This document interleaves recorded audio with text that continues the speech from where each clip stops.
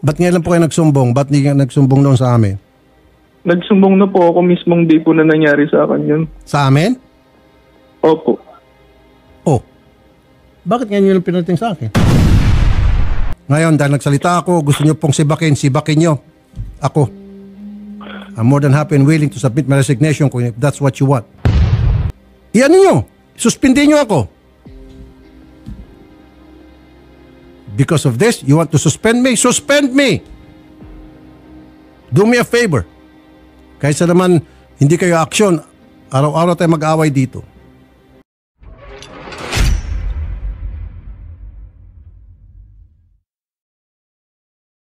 Idol Rafi, hindi po natin papangalanan ito. Si alias Talent na isang researcher po dito po sa TV5 kung saan nirereklamo niya po ang isang program manager po mismo ng TV5 dahil po sa ginawa sa kanya noong July 23, 1:30 po ng umaga sa isang hotel po sa Pasig City. Okay, gusto ko lang klaruhin ang TV5 at saka 1PH na kung saan nag-i-air tayo. Magkaiba po yan ha. Kaiba.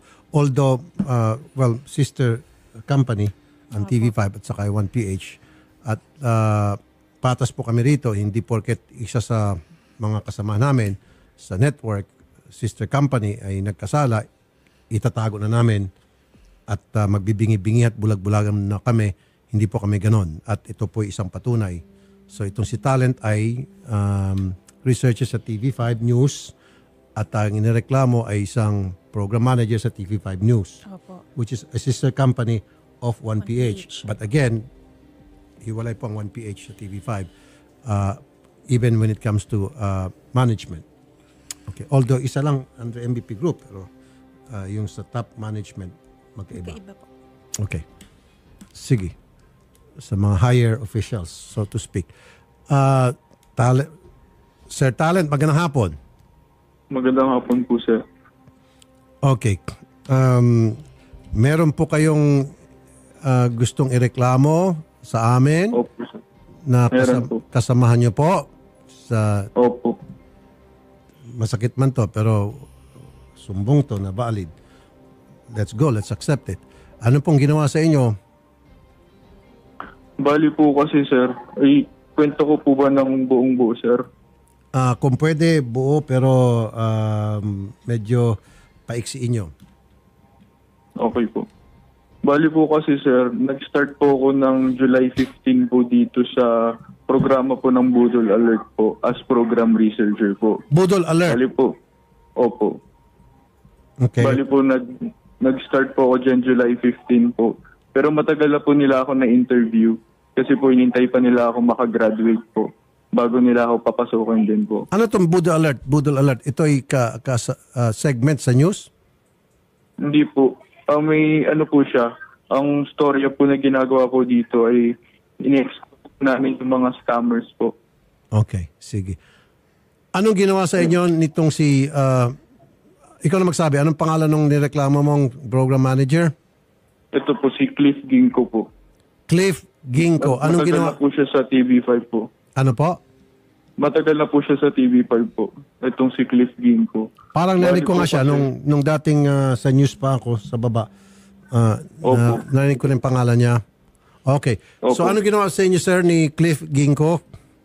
Bali po kasi nung Sunday po kasi nung July 21 po. Nagaya po kasi siyang mag-inom pero sa chat lang po yun. Tapos po, ako naman po, din since bago lang po ako sa TV5, may mga nababanggit po kasi na may mga iba dyan nakakainuman din po yung. So tinake ko po yun na parang na wow, makakainuman ko yung mga boss dito. Tapos po nung July 22 naman po, on the way na po kasi ako noon galing Batangas po. Pupunta po ako ng Manila po kasi nga po magsa-start na rin po ako ng trabaho po. Ang nangyari po kasi, nakipagkita po kasi siya sa akin. Sabi niya, ilagay ko na lang daw sa hotel. So, ang iniisip ko naman po dun sa hotel, dahil nga po SONA, may media coverage po ng may mga kaganapan po. Hindi ko po alam na hindi pa ganun. So, pagdating ko rin po kasi dun sa hotel, wala po palang ganong ganap. Tapos po, hindi ko naman po rin kasi natanong, nag-expect lang din naman po ako. Tapos po kaya po napunta kami dun sa hotel kasi po, ang gagawin ko po kasi ilalagay ko rin po yung gamit ko sana sa dorm ko. Since pag sa Mega Mall po ako nababa, ang ginagawa ko po dun sa Mega Mall, naglalakad po ako simula dun hanggang dun po sa dorm ko na halos 2 kilometro. Since nabanggit niya po sa akin na yung Richmond Hotel na po, nasa likod ng Mega Mall, malapit lang. So doon ko po dinala yung mismong ko po, mga gamit ko. Okay. Tapos po nung pagdating po namin doon, pinakain niya po sa akin yung bigay niya po na nadala niya po. Ibali po yung chicken po na bigay po niya sa akin. Tapos after po namin after ko po kumain, doon po kami nagpasyang uminom po sa Poblacion Makati po. Tapos po, ginamit pa po niya yung media service po ng TV5 po. Kaya po parang panatag po yung loob ko noon kasi nga sabi ko rin sa kanya kung nakakainuman di ba niya yung iba naming kasama. Sabi niya oo daw. Tapos Okay, sige sir, pagkatapos po ng inuman sir, ano ba nangyari? Bali po kasi nalasing po kasi ako noon sir, dun sa bar po na pinuntahan po namin sa Poblacion Makati. And then pagbalik po namin sa hotel, ang nangyari po kasi nagsuka na rin po ako sa Grab, nagsuka na rin po ako sa CR nung bar. Bali po, nilinis ko po yung suka po na meron sa akin dito sa mismong hotel po, doon sa CR. Tapos po dahil puro suka na po, sabi niya kasi, hubarin mo na. So ako naman, hinubad ko naman din po kasi wala naman pong mali siya po dahil parehas naman po kaming lalaki po. Tapos po hinubad ko na rin po yung pants ko. Tapos po nung dumiretso na po ako dun sa kama kasi nga po lasing na po ako. Binigyan naman po niya ako ng damit kasi pinaabot ko po sa kanya. Tapos po nung nakahiga na po kasi ako nun, doon ko po naramdaman na nung natutulog na po kasi ako, meron hinahawak-hawakan niya po yung ko. Tapos po, hindi po akong makalaban kasi nga po lasing po talaga ako nun. Dahil wala po akong, galing parang 5 hours pa po yung biyahe ko nun eh. Tapos po, kakakain ko lang din. Hinawak-hawakan niya po yung ari ko, tapos ini-stroke niya po. Tapos po, pinipilit niya rin po yung ari po niya. Tapos sinubo niya rin po yung sa akin po. Tapos, hindi ko na po rin hindi ko na rin po nalabanan kasi nga po, sobrang hina ko po nun. Ang kaya ko na lang pong gawin. Hindi ko hawakan yung ari po niya. Ganun po yung nangyari. Nagising na lang din ba ako nakatabi ko siya. Pero naghahalong takot at galit po yung nararamdaman ko sa kanya. Pero hindi po ako nagpahalata na galit. Tapos po, after po nun, pinag-grab pa po niya ako pa uwi para hindi ako pag-isipan ng masama. And then dumiretso na po ako sa action center para magsabi po. Tapos po nagpunta pa ako sa mga pulis. Nagpa-blatter po kayo, sir? Opo. Okay. Iba po kasi yung pulis ng jurisdiction, hindi ko po alam. So nagpalipat-lipat pa po ako ng station. From then po malapit sa Greenfields, nagpunta naman po ako sa may ilalim po ng tulay. Teka muna, pinaikot-ikot po kayo ng mga pulis? Opo, kasi hindi na po yun yung jurisdiction. Okay, tama nga naman sir. Kung saan nangyari, Opo. doon dapat kayo mag-report. So anyway, in the end, nakapag-report po kayo sa police station na may tamang jurisdiction, which Opo, is hinatid po nila ako nangyari sa po sa may Ortigas. Pasig. Tama? Opo, hinatid po nila ako sa may Ortigas substation po. Tapos nung sinasabi po sa akin ng police kung ano daw po yung gusto kong gawin, tinatanong po nila ako kung blatter or kaso. So ako naman po, pwede po bang dalawa? Ang sabi naman po sa akin, isa lang. Tapos pinili ko po yung kaso. Tapos meron pa pong police dun, sir, na ginawa pa pong katawa-tawa yung nangyari po sa akin. So, parang sinabi po na. Ibig sabihin, pinagtawanan pa po kayo? Yung isa pong police dun, pero hindi ko na po maalala yung pangalan ko. At Kaya ito po sa Pasig, ano pong station? Yung Police Ortigas substation po. Ortigas Substation. Okay. Pero mamumukha niyo po yun, sir. Hindi ko na Pag po ipaline up matanda. natin yung mga pulis doon na naka-duty at that time. Okay. Sige po. So may reklamo din tayo sa pulis na tamad umaksyon. Ano nangyari po dito kay kay Bali po, sir, Cliff Ginko? Bali po, ni-refer pa po ako ng Ortigas Police Substation. Doon naman po sa Pasig City Police Headquarters. Doon na po ako binigyan ng investigador. Okay. Tapos po yung yung investigador po kasi, nagkataon po nung bagyo po nun eh. Kaya hindi po kami natuloy sa pagpunta sa Richmond.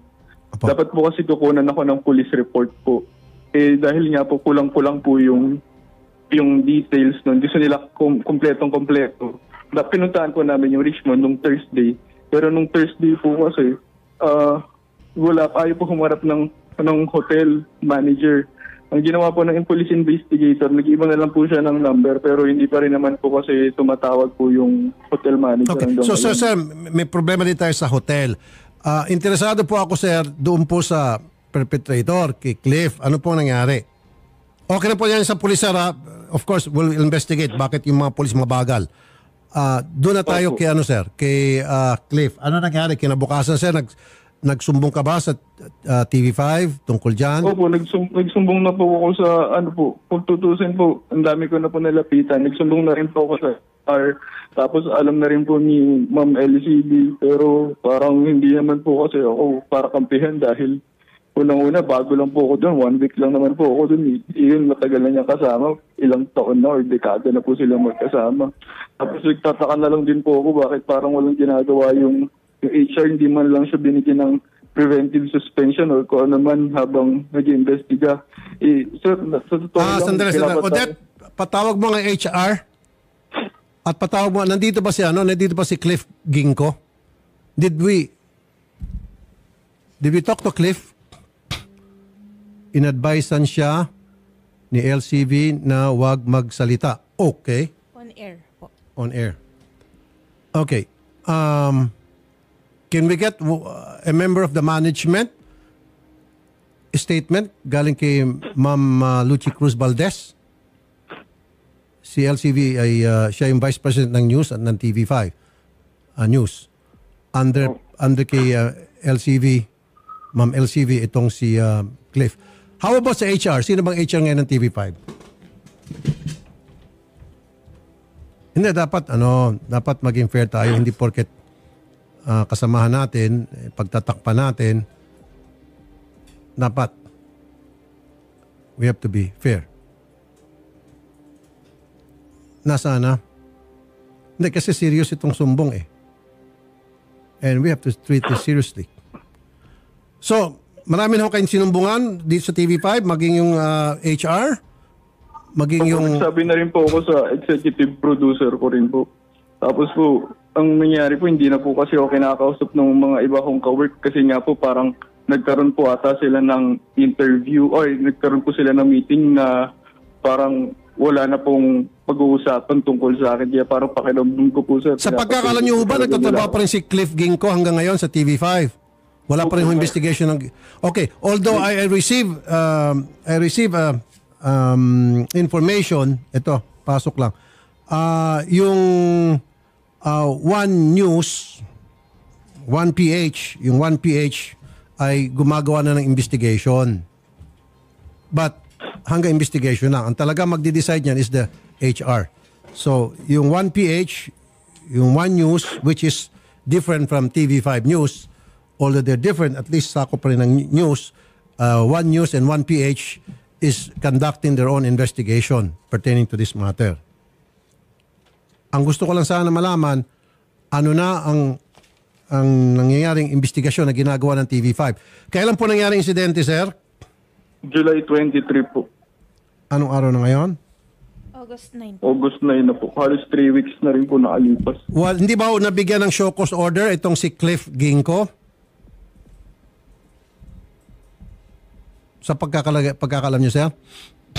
Alin po? Ako po'y nananawagan sa TV5. I'm sorry, ako po'y member ninyo dito sa TV5 because I have my own show sa TV5. Pero hindi ko po konsintihin, kahit natanggalin nyo na ako sa show ko sa kapatid mo, Idol Rafi Tulfo, kahit nasibakin yung show na yan, I don't care. Ang gusto ko lang magkaroon ng hustisya itong complainant natin. Because masakit sa kalooban ko, lalakad-lakad ako dyan sa labas, taas no, na TV5 ako. Yung pala, meron tayong kasama sa TV5 na gumawa ng kabalastugan and yet, hindi natin kayang disiplinahin. Magre-resign na lang ako sa kapatid mo. Totoo yan.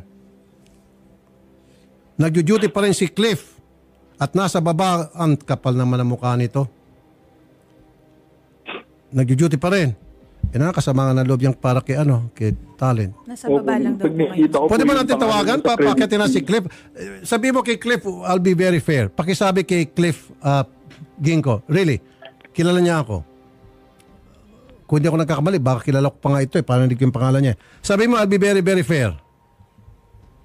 Sir, natatakot po kasi talaga ako kasi feeling ko, ang taas-taas niya dyan na... Ba't ka matakot sa kanya? Why? Anong reason? Binabantaan ka? Hindi naman po, sir. Pero po kasi parang, yun nga po, sobrang close niya rin po sa mga media practitioners po like LCV. Tapos po, wala naman din po akong kakayanan kumuha ng abogado dahil nga po, nagsisimula pa nga lang po ako sa trabaho. Kaya, natatakot po ako na baka... Paano po nalaman na pinagtatakpan po siya? Para maging fair din, paano po nalaman na siya po'y pinagtatakpan? Kasi po, nababalitaan ko po na bakit ko daw pinagsabi kung talagang nangyari daw sa akin yun na parang gumagawa-gawa lang ako ng kwento. Tapos lumalabas din po na ako pa daw yung bading. Sabi ko, sa naman po magagaling yun, may girlfriend po ako. Tsaka hindi ko nga po expect na bading siya kasi may anak siyang babae tapos may asawa siya. Member pa siya ng choir tapos galing pa siya ng investigador. Tapos galing din po siya ng T3 noon. Walang pagalang kahit nagaling sa T3 kung saan man siya galing.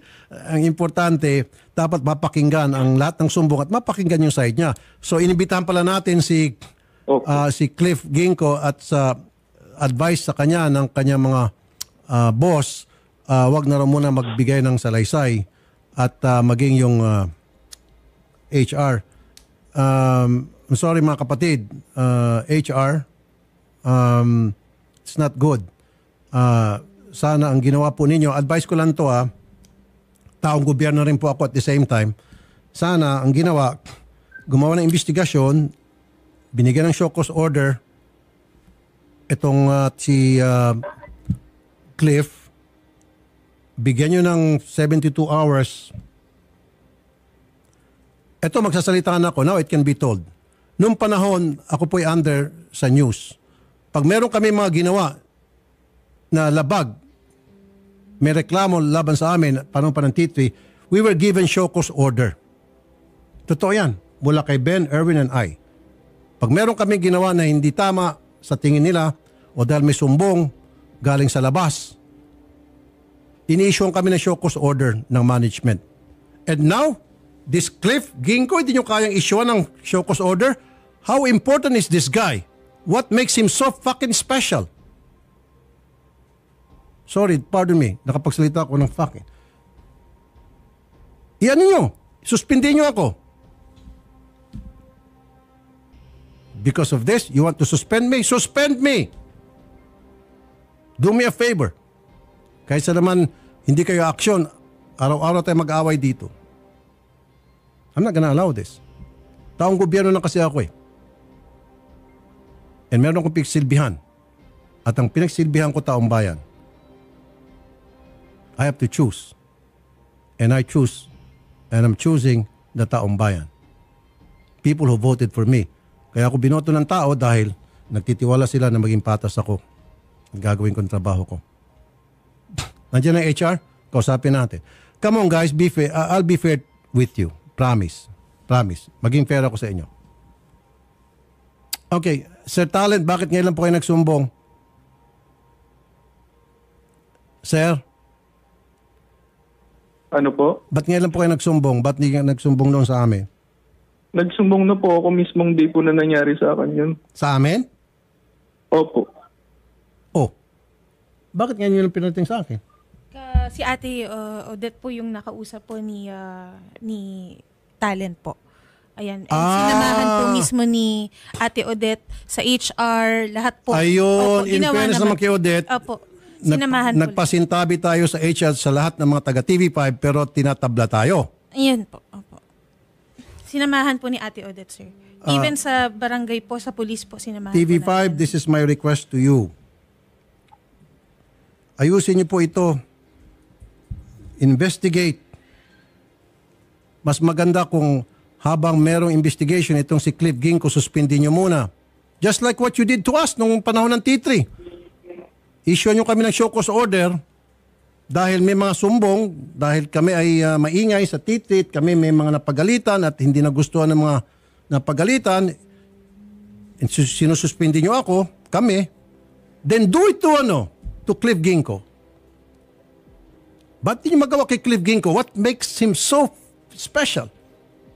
Masisira. Itataya na kayo dyan sa baba sa news, itataya nyo yung pangalan ng istasyon dahil lamang sa isang tao. Come on, guys. Use your heads. Do not do this. Huwag niyong sirain.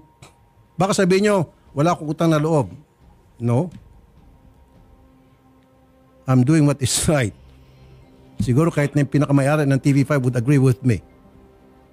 Kahit yung mga investors. Sana, imbestigahan, at habang inimbestigahan, which is just right and proper, and ako, napasama na sa ganung proseso, and wala akong sama na loob.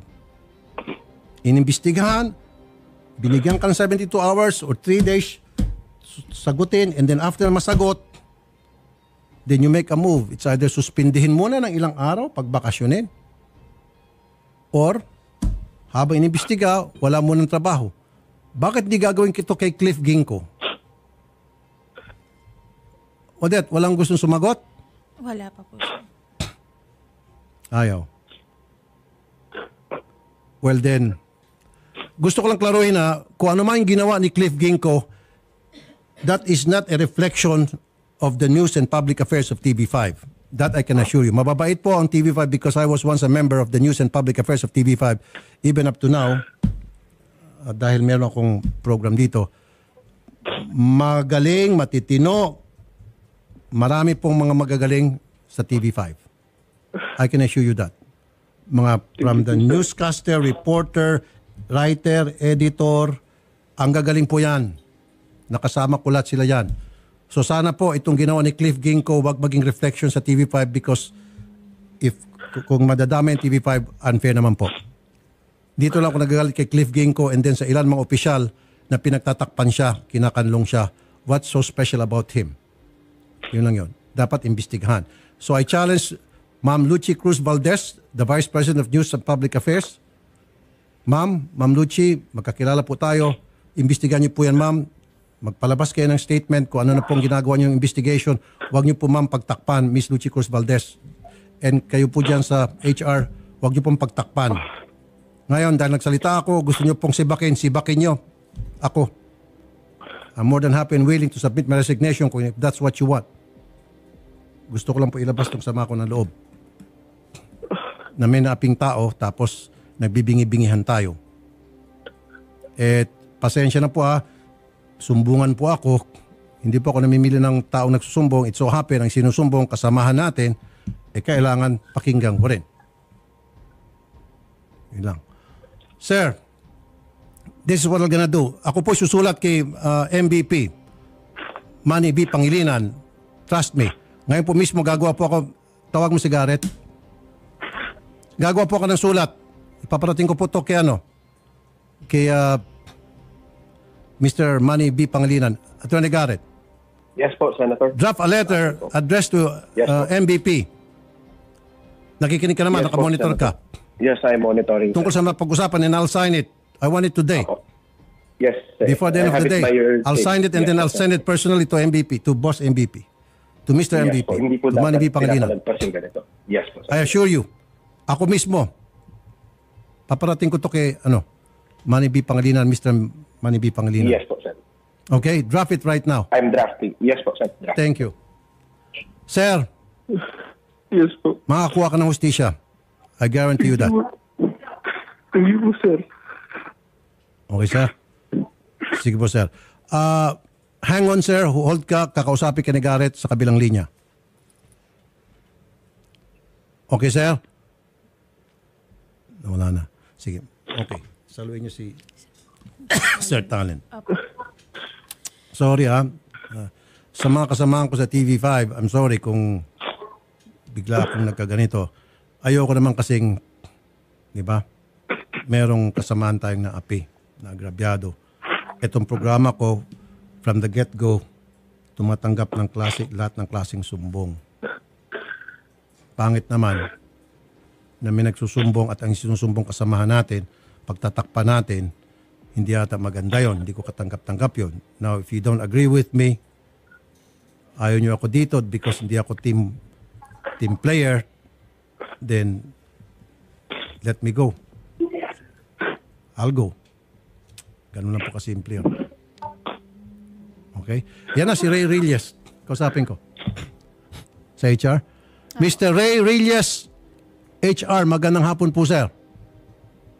Sir Ray? Mr. Rilles? Mr. Rilles? Good. Magandang hapon po, Sir Ray. Hello, Senator. Opo, Sir Ray, si Rafi Tulfo po, sir. Good afternoon. Okay. Good afternoon po. This is Rolly Santos, the HR head po ng TV5. Oh, okay. Rolly Santos, head ng HR. Magandang hapon po, Sir Rolly. Sir Rolly, papatay na lang po yung monitor po ninyo dyan sa tabi para dito lang po kayo sa cellphone makinig. Okay. Okay po, Sige, Sir. sige. Salamat po. Okay. Sir Rolly. Senator, gusto namin pong Una, maraming salamat po, Sir Rolly, sa pagtanggap ng aming pong tawag. Ano po, Sir Rolly? Opo, wala pong anuman, Senator. Sir Rolly, Opo. babasahin niyo po. Sige po, basahin. Statement. Sige, magbasa po kayo ng statement, sir. Statement po ng ating kumpanya. Opo. TV5 management is aware of the matter regarding an alleged incident between a TV5 employee and an independent contractor. We have released the necessary notice to explain and are conducting an investigation to determine the facts and take appropriate action. We have reached out to the persons concerned and are gathering information. Rest assured that the rights and welfare of all parties shall be protected. TV5 remains committed to fostering a safe working environment. We ask everyone to kindly reserve judgment pending our investigation. Yan po, Senator Rafi, maraming salamat po. Okay, yun lang po gusto nyo sabihin, sir. Ano iba? Pwede akong magtanong, sir? Sige po. Okay, July 23, nangyaring insidente, and right there and then, that same date, nakarating po sa amin sa Wanted sa radyo, at lahat po ng mga kinaukulan, sinabihan namin, and I'm sure nag-investigate agad kayo, at this is almost 2 weeks na po. Wala pa ng result. Hindi po. Nangyari ang sinasabing nangyaring insidente ay July 23. Inakyat po ito sa aming opisina sa HR. Final po ito July 29. July 29. Okay, sige po. Opo. Pinal July 29. Kailan yung pinal to sa si Odette? Tawagin mo si Odette. So July 29, and what date was that, sir? Bagyo. Okay. Ngayon po ay August 8. Wala ho bang pinaka-latest? Pwede ho tayo makakuha ang latest. Ano po na nangyari sa investigation? Di ba, sir, ini-issue po ng show cause order dapat? Opo, na-release Ano naman pong po. nilagay niya sa kanyang show cause order, sir? Na-review niyo lang yung sagot niya sa show cause order ninyo? Wala pa hong wala pang reply. Wala pa siyang Expect reply. namin- Opo, kasi ang base sa polisiya, 5 days po ang lead time. So we expect to get the explanation. Teka muna, sir. by So, August 11 po. So, kailan niyo po siya in-issue ng show cause order? Tuesday, Anong date po ng show cause order? August 6. August 6 ang show cause order? Opo. 29 po nakarating sa inyo, and then August 6 pa lang in-issue ng show cause order. 29, Opo, 30, 1, 2, 3, 4, pero- 5. So after 1 week pa lang nag-issue ng show cause order. Hindi po. Ang nangyari kasi niyan, nung inakyat sa HR, we tried to reach out to the complainant. Kinakausap po siya. Tapos, base sa polisiya, meron kaming tinatawag na, alam po natin to, yung Committee on Decorum and Investigation. We convene yung CODI by July 31. And then we tried na mag-communicate kay senior talent para malaman pa yung iniimbitahan nga po ng committee siya na pumunta rito para makausap siya. Okay. Sir Talent, kayo hubay na contact na ng HR? Opo, sir. Pero binigay ko na po kasi lahat ng necessary details. Hindi ko po kasi maintindihan bakit po kailangan lahat pa ng, pati yung pagpunta ko sa police. Actually, lahat po ng statement ko nandun na po yun. Tapos po, paano po ako babalik po dyan kung nakikita ko pa rin po si Cliff na isang floor lang po yung pagitan naming dalawa. Okay. Nakikita ko po yung ano nung office niya nung mismong cubicle po. Hanggang ngayon po ba, Sir Talent, kayo po ay hindi na connected pa sa TV5? Hindi na? Tinanggal na po kasi ako. Tapos binigyan din po ako ng executive producer ko po ng 5,000 po para po... Ikaw pang tinanggal. Ito po yung binigay sa... Pero hindi na rin po ako, sir, para bumalik din po. Alam mo, Sir Rolly, ang sa akin lamang, sana po, habang siya iniimbestigahan, pinagbakasyon muna. Kung ako pong tatanungin, kung ako pong gagawa ng patakaran. What do you think, sir?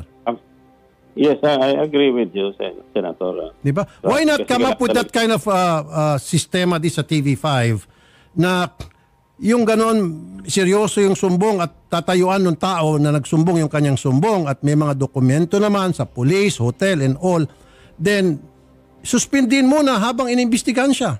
Ngayon kung lumitaw sa investigasyon na inosente siya, then mabilis naman i-lift yung suspension tapos yung mga nawalang pera sa kanya as a result of suspension, hindi naman pala without pay, basta suspension lang muna, wag mo siya pumasok. O pagkatapos niyan, pasok siya ulit. That's exactly part of our investigation, Senator. Opo. Determine po namin. Please, sir, I'm not dictating upon you what needs to be done. Ang sabi sa akin lang po, kung ano yung narapat para naman yung taong nasaktan, mababawasan yung kanyang sama ng loob. Yung bang, suspendin nyo muna itong si Cliff Ginko, nasa baba lang daw po sir, tinarayan pa nga kami. Sabi na, gusto na namin kausapin, tumaray pa nga eh. Baka naman... Senator, makakasa po kayo na patas, objective po yung... Kasi sir, kapag hindi nyo sinuspend ito, magpapatawag ako ng hearing sa Senado. Trust me. So mamimili kayo, suspend this guy or makita-kita tayong lahat sa Senado. Choose. We would like to...